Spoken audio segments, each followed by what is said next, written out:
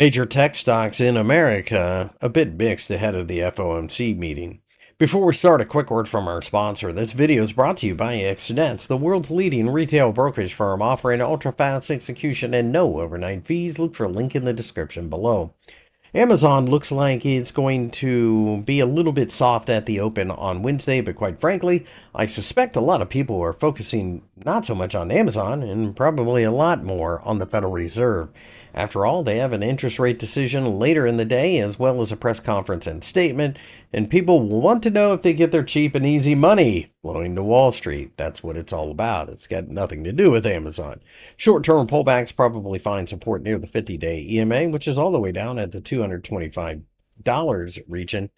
But it's an area we were at just a couple of days ago, and it would continue the chop that we had seen to the upside. If we can break above the $240 level, Amazon's good to go for a bigger move to the upside, more likely than not.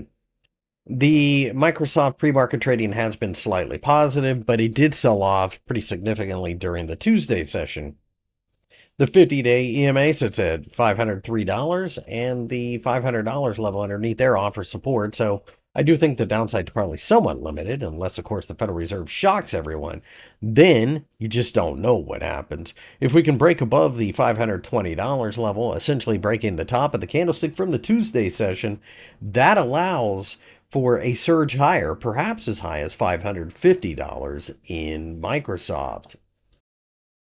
Meta looks like it's going to be a little bit soft at the open, but only slightly so. At this point, it looks a lot like a market that wants to go sideways for a minute, at least until we get to the FOMC meeting and announcement.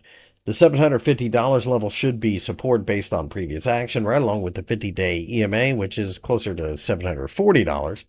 The $800 level above should continue to offer significant resistance. If we can break above there, then we really could get going. But as things stand right now, this is a market that I think is a little bit stretched and probably more prone to a little bit of a pullback than the other two.